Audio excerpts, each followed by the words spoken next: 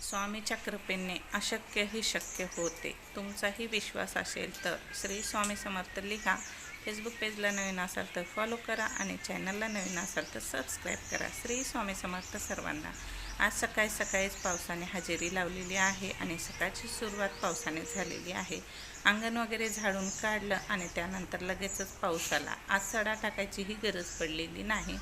पावसाळ्यात एक फायदा मात्र होतो, ते म्हणजे सडा टाकायची गरज पडत नाही. बघा, छान असा सडा टाकलेला आहे आणि मी बाहेर इकडं बघत होते तर जिम्मीला वाटलं मम्मी कुठं चाली की.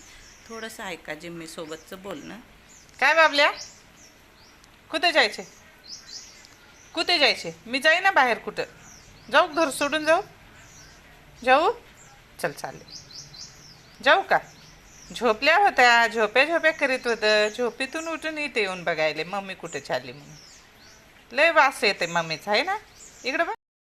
व्हिडिओ शेवटपर्यंत पहा. जिम्मीचं आणि माझं नातं कसं आहे, जिम्मी दिवसभर माझ्या पाठीमागे कशी फिरते. चला, सगळं आवरून झाल्याच्या नंतर आंघोळ वगैरे झाली, चहा घेतला आणि मग मी देवपूजा करायला बसले. इकडं गॅसवर कुकर लावलेला आहे वरण आणि भाताचं, आणि कणिक पण मळून ठेवली. गॅस रिकामा नाही म्हणलं, वेळ वाया घालूस तर आपण देवपूजा करूया. मग सकाळी सकाळी देवपूजा झाली की देवांना नैवेद्यसुद्धा दाखवता येतो. आता मी उत्तरेकडे तोंड करून बसलेली आहे. तशी तर दिशा पूर्व पश्चिम आहे, पण उत्तरेकडे बसावं लागतं कारण देवघरामध्ये ठेवायला लांब पडतात.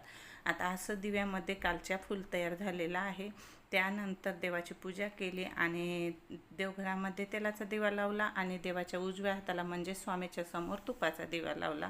दूध आलेलं होतं, दूध लगेचच गरम करायला ठेवलं. असं ठेवलं की लगेच नासून जातं.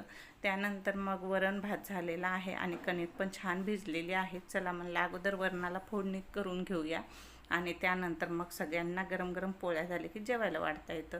मग आता कांदा चिरून घेतला आणि थोडीशी कोथिंबीर पण निसून घेतली. तशी तर निसून ठेवलेलीच होती, पण फ्रीजमध्ये ठेवल्या जागी पण खराब होते.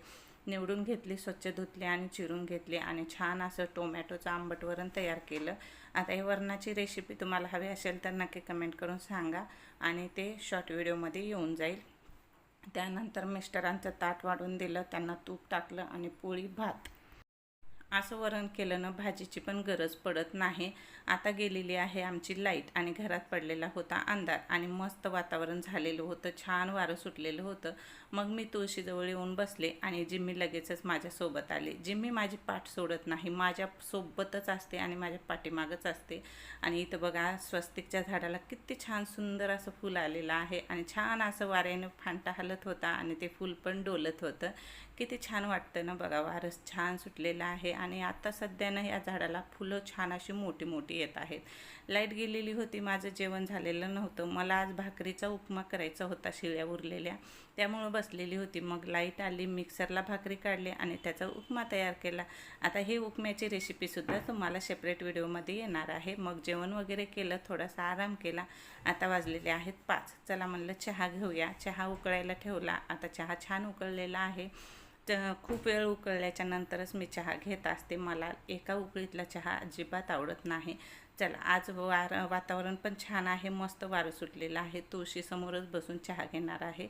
तर चहा घेतला आणि लगेचच झाडून काढायला आले. बघा, जिम्मी माझ्यासोबतच आहे बरं का. जिम्मी माझी पाठ सोडत नाही. मी जोपर्यंत बाहेर असते ना तोपर्यंत माझ्या पाठीमागच फिरते. जेच दरवाजा ओलांडला की ती माझ्या मागच असते आणि पूर्ण अंगणात तुम्ही पहा, मी काम करताना माझ्यासोबतच आहे. ती माझ्या पाठीमागच फिरत असते. असं जिम्मीचं आणि माझं नातं आहे. म्हणजे कसं, एका आईचं आणि लहान मुलाचं कसं नातं असतं ना, तसं. आई जेव्हा बाहेर निघाली की लहान मूल कसं आईच्या मागेच येतं ना, तसं जिम्मी माझ्या पाठीमागच असते. तसं घरातल्या कोणासोबत नाही बरं का. असं तिचं नातं फक्त मम्मीसोबत आहे आणि ती मला मम्मी समजते. बघा किती लाडात आली. आता आम्ही दोघी घरात आलो. आता इथपर्यंत होता माझा व्हिडिओ. आजच्यासाठी इतकंच. आता बाकीच्या रेसिपी तुम्हाला पाहायच्या असेल तर आपल्या चॅनलला सबस्क्राईब करा, फेसबुक पेजला फॉलो करा. आणि इथं छान मी हे झाड लावलेलं आहे. आता या झाडाचं नाव तुम्ही काय आहे नक्की कमेंट करून सांगा आणि मी काय म्हणते या झाडाला नक्की सांगते. श्री स्वामी समर्थ सर्वांना.